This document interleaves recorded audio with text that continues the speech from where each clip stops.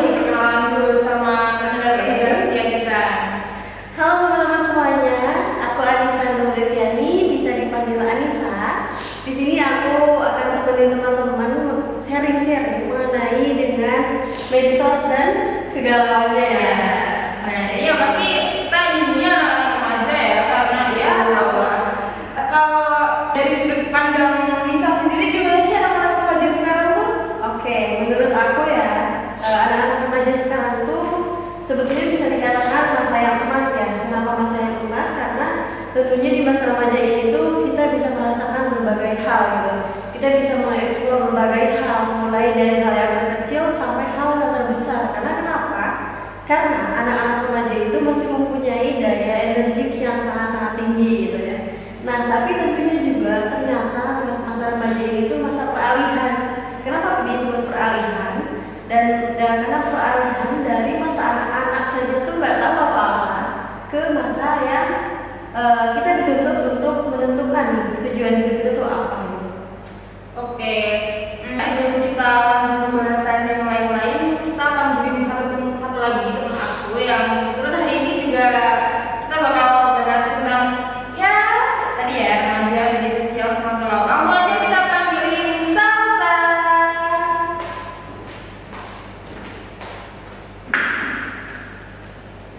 Hai Sa. Hai. Gimana kabarnya hari ini? Baiklah. Kayak omes banget gitu. Jangan dong bikin gini. Jangan yang omes, jangan galau-galau. Kita bikin happy aja. Semangat ya. Ngapain yang galau? Semangat ngapain? Terus gak semangat kan weekend, apalagi nanti malam pada minggu. Jalan jadi jalan dong. Oh ya, di sini kan kita lagi barusan kita udah ngobrol tipis-tipis nih terkait tentang remaja. Aku mau tahu dong gimana remaja dari sudut pandang seorang Salsa juga. Oh, dari sudut pandang aku tentang remaja. Remaja itu kan anak-anak muda yang lagi masih pada galau-galau, labil-labil masa lalu. Ya sih, dikit lihat dikit langsung ayo sekarang. Cantik gue enggak, aduh bisa kayak gini, aduh insecure ya. Iya, terus ada lagi, ih kok dia udah punya cowok, gue belum punya cowok. Ay, suasana kayak gini. Ini kayaknya standarnya ya banget ya. Remaja sekarang tuh belum bisa mengondisikan dirinya dia itu seperti apa gitu. Dirinya dia tuh kayak gimana tuh mereka belum paham seperti itu. Ya bener banget sih remaja sekarang tuh selain ya masih labil, masih gampang galau gitu, tapi ada lagi yang bikin aku tuh kayak deep juga buat aku menurut aku ya. Apa tuh? Kayak krisis identitas. Oh, Ada nggak sih? betul. Jadi menurut kalian gimana tentang remaja sekarang yang krisis identitas? Aku mau tahu dari salah satu deh gimana Nisa? Di krisis identitas tuh kan lagi ngaruh ya sekarang ya, apalagi tuh kalau di sosial media, oh netizen itu Pedes keras banget. pedes banget.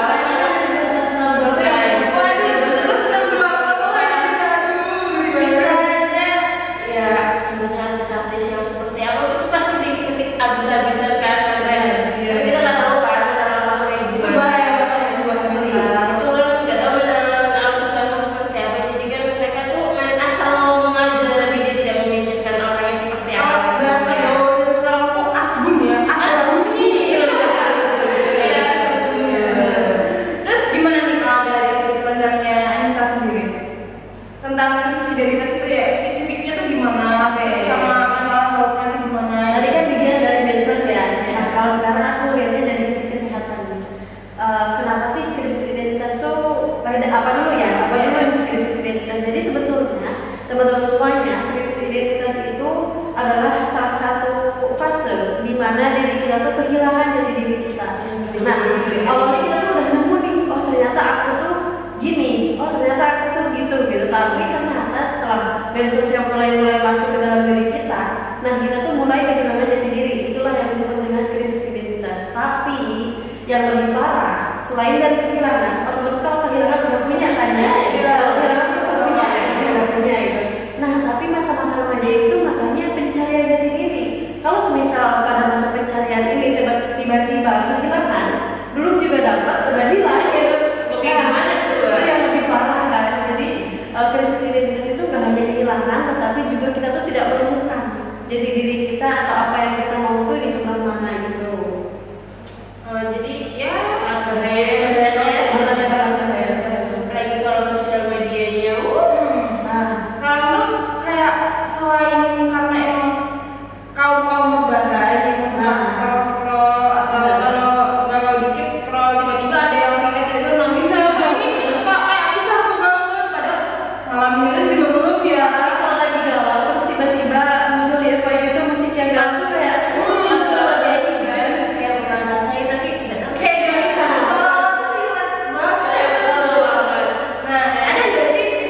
buat menghadapi masalah krisis identitas ini? Mungkin ya boleh lah bagi-bagi tipsnya dikit-dikit. Oke, dari siapa dulu nih? Yang mana dari Anissa? Oke, dari aku ya teman-teman semuanya. Jadi gini Pin, sebetulnya tips tuh bisa kita dapatkan ketika diri kita tuh bisa menerima gitu. Kenapa bisa menerima? Kayak misal contoh aja, kita menerima banyak tips, menerima banyak motivasi, menerima banyak masukan. Tapi kalau diri kita nggak nerima, kayak sama aja ya, kayak nggak bakal masuk gitu, nggak bakal bisa diterima gitu. Nah, jadi berbagai tips yang akan aku sampaikan juga teman-teman harus bisa memfilter ya, mana yang bisa teman-teman pakai dan mana yang enggak gitu. Nah, pertama cara mengendalikan diri biar teman-teman tuh nggak galau nih terkait dengan media sosial ya. Karena tentunya sekarang tuh anak remaja tuh menjadikan medsos itu sebagai role model. Nah, kenapa role model? Biasanya kan kalau kita role model tuh apalagi anak surga ya.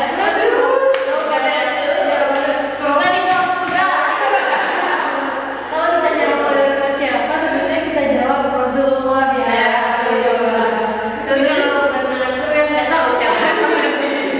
Nah, role model kita tuh kan harusnya Rasulullah gitu kan, role model kita tuh ibu kita gitu kan, role model kita tuh Siti Khadijah, Siti Fatimah, Siti Aisyah dan sebagainya gitu kan. Tetapi ternyata anak-anak zaman sekarang menjadikan role model itu tuh media sosial. Betul gak sih? Terus artis-artis sekarang ngikutin kayak harus bisa kayak dia. Ada yang lebih parah tuh kalau yang jadi kok dia bisa kayak gitu? Aku enggak. Belum tentu itu juga bagus ya. Nah, itulah salah satu role model teman-teman. Role model itu nggak bisa kita patokan ke manusia aja gitu. Misalkan lihat manusia ini berpakaian seperti ini, dia jadikan aku jadikan dia role model gitu. Tapi juga media sosial juga bisa jadi role model. Contoh, misalkan di media sosial nih, lagi sekarang lagi trennya apa ya? Baju apa gitu? Baju ini loh, yang crop top.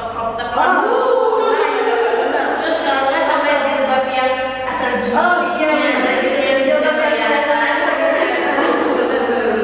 Nah, mulai dari crop top sampai jilbab yang kelihatan leher, ketika kita ngelihat orang lain tuh memakai itu tuh nyaman. video cantik ya, Dia tuh pakai jilbab yang kelihatan leher tuh kayak nyaman, bagus, cantik gitu kan. Padahal kan cantik itu bukan dari jilbabnya ya udah wajah dia gitu. Nah, itulah salah satu role model kita gitu, yang anak-anak remaja biasanya pakai gitu. Nah, gimana sih cara kita ngendaliin biar kita tuh nggak galau gitu, nggak galau dan nggak menjadikan media sosial itu sebagai role model? Pertama tuh kenali diri kita. Nah, itu cari diri kayak kenali diri kita, siapa sih aku ini gitu kan? Siapa sih aku ini? Aku tuh siapa gitu? Aku tuh manusia apa? Aku tuh manusia seperti apa? Itu harus tahu gitu. Nah, selain dari tahu aku ini siapa, aku tuh mau apa? Nah, itu yang paling inti. Aku tuh mau apa? Gitu. Kalau kamu mau jadi anak yang sukses, anak yang pintar, otomatis harus belajar dengan rajin.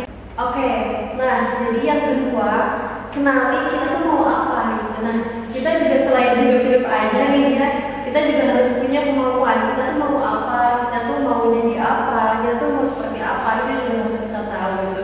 Contoh nih, tadi kami contohin kayak kalau mau jadi orang sukses, kalau mau sukses kuliahnya, otomatis harus belajar dengan baik, kuliah dengan rajin gitu ya. Nah, itu salah satu contoh kecil ya. Biar kita tuh gak terbawa arus. Contoh di remaja sekarang mungkin kita mau jadi apa tuh? Contoh, kita mau jadi apa sih gitu. Nah, remaja sekarang tuh biasanya mau mengembangkan diri misalkan di bidang media sosial, boleh sangat-sangat boleh. Mungkin dia mau jadi vloggers atau mungkin mau jadi tapi gitu vloggers itu harus tahu ya. Bermanfaat gitu loh pada dia. Harus tahu gitu kenapa sih kita tuh mau itu. Nah, itu salah satu hal penting gitu. Kemudian juga kita harus membentengi diri. Kita juga harus punya istilahnya tuh setir gitu. Punya tamennya ya buat hal yang kalau sekiranya nggak baik buat kita juga harus tahu gitu. Protectionnya buat diri kita sendiri. Nah, ibaratkan aja ya teman-teman gitu, ibaratkan mobil motor kendaraan itu kendaraan aja punya setir gitu. Masa hidup kita nggak punya setir? Itu dibawa kemana? Mau dibawa kemana?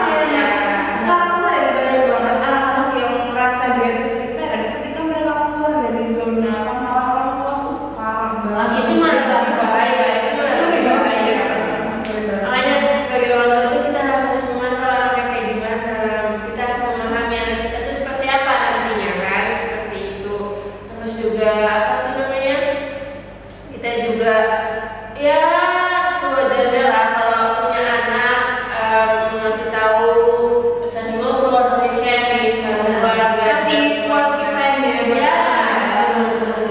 Lagi sekali lebih bahaya ya, nggak cewek nggak cowok sama aja sih sebenarnya kalau jadinya. Nggak bisa mandang gender ya. Jadi jatuhnya kesenjangan. Trennya tuh yang kesenjangan gitu. Kalau kita laki-laki, belum tentu laki-laki itu tahu. Kita menyalahin perempuan, belum tahu perempuan itu tahu. Jadi sebagai orang tua ya harus memantau anaknya seperti apa, mainnya kemana, temannya sama siapa, itu paling utama sih, temannya itu ada siapa, Dihadapin gimana ya? Kadang juga tuh sekarang kalau ada kasus yang kecelakaan di NBA, itu kayak lebih banyak ya emang yang dirugiin ceweknya. Mungkin yang disalahkan cowoknya, tapi kalau dua-duanya sama maunya ya salah semua. Iya, benar. Nah selain itu juga mungkin karena emang salah pergaulan juga, Bisa sama jadi. dari orang tua juga bisa Iya, jadi. benar. Cara pendidiknya kan kita juga nggak bisa mematokin kayak apa ya namanya. Ini orang tuanya nggak jagain anaknya, bukan, tapi malah ada juga ya anak itu nggak dikasih kebebasan, sekalinya mereka bebas yaitu Iya, benar. ibarat kalau udah dari luar penjara di rumah bebas banget tuh ngeliat dunia, ternyata seperti ini ya dunia kayak gitu. Mungkin ada pesan tips atau trik dari Anissa sendiri gimana buat orang tua Oke. dari remajanya sendiri? Oke, benar banget ya yang dikatakan Mas Salsa tadi. Jadi peran orang tua juga penting, benar-benar penting. Kenapa penting? Karena pertama sebagai pantauan. Ya. Nah, anak-anak mana sih yang bakal merasa dirinya bebas kalau misal dipantau? Nah, bebas dalam artian tuh si anak ini tuh bakal bebas banget kalau emang orang tuanya mantau gitu. Mantau dalam artian orang tuanya tahu dia main kemana, dia main sama siapa, terus lingkungan pertemanannya seperti apa. Nah, jadi kan kalau orang tua tahu ketika ada satu hal yang nyeleneh, nah orang tua kan udah bisa ngendaliin tuh dari awal gitu kan.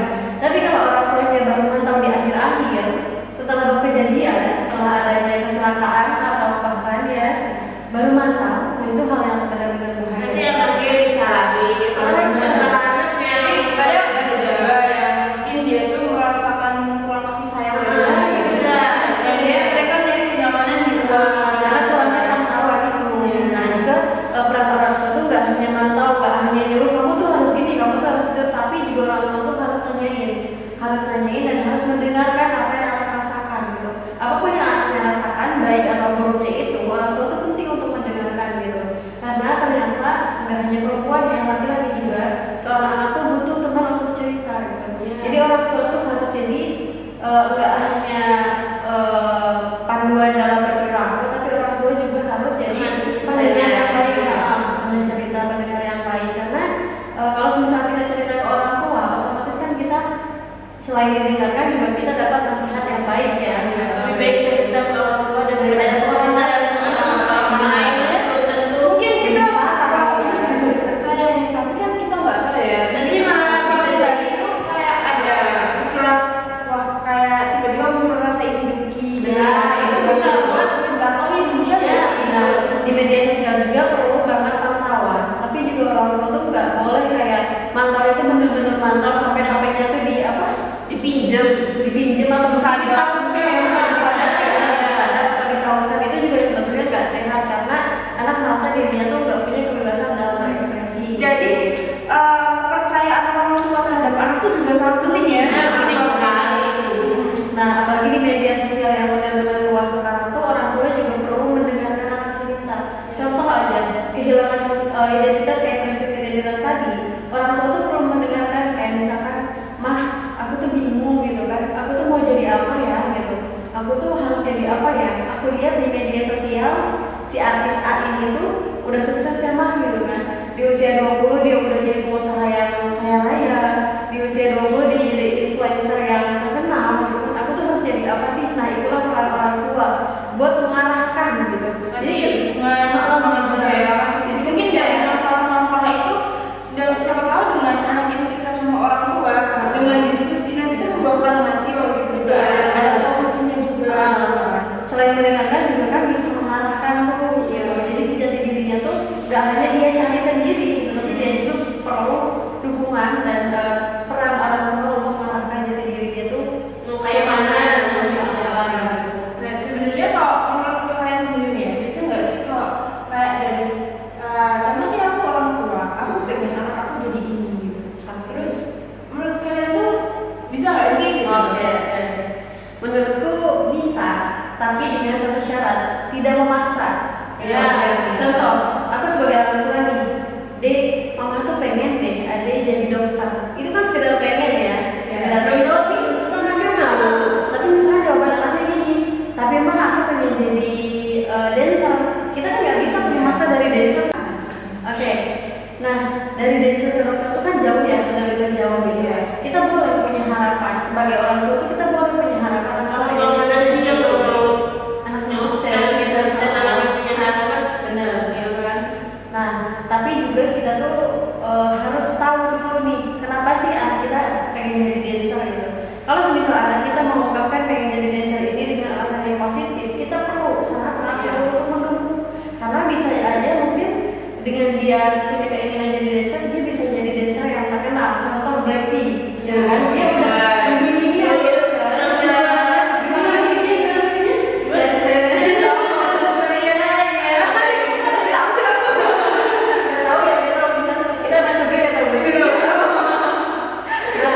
Gitu. Jadi contohnya kayak dia bisa mendunia. Nah, bisa mendunia itu juga hanya pandangan orang tua itu jangan memiliki stigma yang negatif terhadap dancer, karena dancer itu ia dalam artian emang betul dia joget-joget, dia beraksi di depan panggung dan Tapi ya penampilannya juga pasti lah, jangan seperti itu. tapi juga dia tuh punya keahlian buat mengekspresikan apa yang dia mau dengan gerakan. Nah itu dancer juga. Kalau semisal yang positif dan yang baik perlu didukung juga. Tapi coba kalau semisal bisa dua-duanya kenapa enggak gitu kan?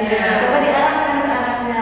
Tapi kalau semisal jadi dancer tetapi juga kamu punya keahlian lain jadi dokter atau segalanya juga jadi dokter pun mungkin jadi nakes lah ya, jadi nakes gitu ya. Jadi nakes gimana? Nah gitu.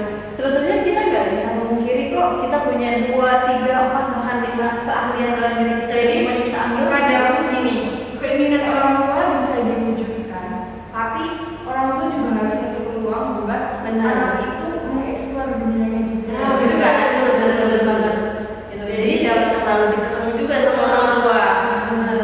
Jadi keinginan tuh misalnya keinginan anak satu, keinginan orang tua satu, kita bisa kok bisa nyatuin 2 itu menjadi satu gitu. Jadi nggak harus bertabrakan kok, nggak harus memilih salah satu kok, gitu kan? Kalau bisa dua-duanya juga paling Enggak, selagi punya anak yang mampu, selagi punya anak yang bisa, ya lo oke aja, baik-baik aja. Seperti Waduh ini gimana ya? Sebenarnya aku ngobrol asik banget sebenarnya. Itu kalau dibahas tuh nggak ada habis-habisnya ya nggak sih? apa lagi kita tentang pemain semuanya yang tadi Kita tuh bisa memberikan ruang kita itu untuk hal-hal yang lebih positif. contohnya kita Mengeksplor diri kita, itu kayak meningkatkan bakat, mengembangkan asas skill. Mungkin ada pesan-pesan lain dari Salsa sama Anissa? ya mungkin ini terakhir ya. Karena waktunya tuh cepet gitu ya. Sebetulnya bukan mepet sih, cuman kita pengen nanti ada part 2 lah ya. Penasaran gitu. Ya, saya penasaran apa aja sih yang mau dibahas? Ada beberapa lagi. Selain remaja dan galau, bahasan apa lagi nih nanti tentang remaja gitu kan. Nah, ditunggu ya teman-teman, stay tune pokoknya. Nah, terakhir ya, ini closing statement. Closing statement dari aku ya. Oke, closing statement dari aku, teman-teman harus ingat gitu. Yang tadi ya, tips gimana sih agar kita tuh gak kehilangan jati diri gitu. Tips menghadapi remaja, media sosial dan galau gitu. Remaja dengan kegalauannya di media sosial ini gitu kan. Gimana cara mengatasinya? Pertama, cari tahu diri kita tuh seperti apa. Cari tahu diri kita tuh kayak gimana, dan cari tahu diri kita tuh benar. Yang kedua, cari tahu diri kita tuh mau apa dan mau seperti apa, itu yang paling penting. Yang ketiga, kita harus punya setir atau alat mengendalikan gitu. Betul, mengendalikan sekarang kita selanjutnya tuh kemana gitu. Nah kemudian juga cara menghadapi kegalauannya kita harus fokus aja ke diri kita gitu. Kenapa sih kita harus galau terhadap media sosial gitu? Toh juga yang ada di media sosial kan cuman masuk 15 detik gitu ya, 15 detik, 30 detik, 1 menit, bahkan paling lama mungkin 5 menit. Itu 5 menit dalam 24 jam tuh hanya mereka adegan yang benar-benar Cuma sinil gitu loh. Benar. Kita kan nggak tahu realitanya seperti apa. Dibandingkan aja 24 jam, 24 jam dan yang diupload cuma 5 menit. Coba, itu tuh hanya kecil teman-teman. Jadi kita jangan menjadikan si 5 menit itu tuh sebagai momentum 24 jam ke depan gitu. Ya. Bisa aja yang dimasukin ke media sosial 5 menit itu tuh hanya bagian indahnya aja.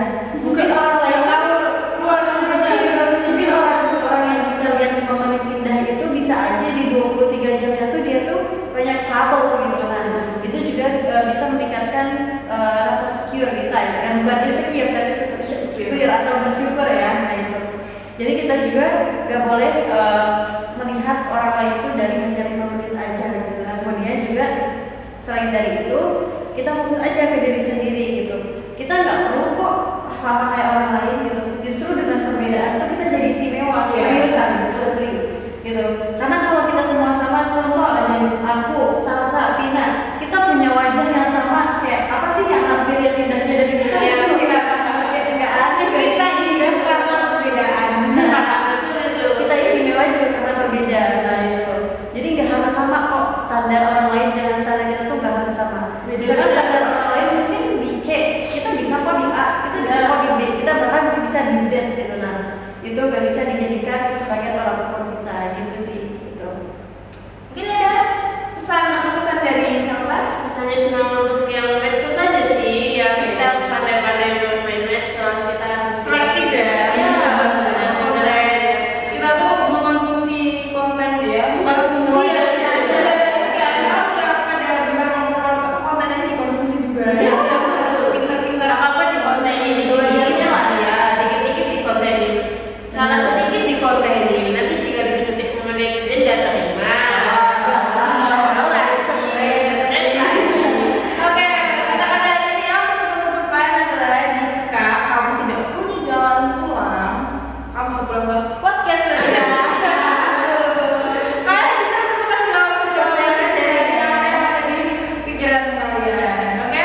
Sekian. Oh iya, atau enggak kalau ada yang mau dicurhatin atau mungkin mau dibahas nih di podcast ini bisa klik di kolom komen Di bawah. Atau enggak nanti DM miminnya aja ya. Kalau mau kita mau kelihatan identitasnya gitu loh. Oh iya, satu lagi nih tadi yang perlu di highlight ya terkait dengan orang tua. Orang tua juga perlu memantau tapi nggak boleh mengekang. Orang tua juga perlu mengarahkan tapi tidak boleh memaksa gitu lah. Jadi pentingnya peran orang tua juga dalam media sosial ini biar anak-anak nggak galau, stres, bahkan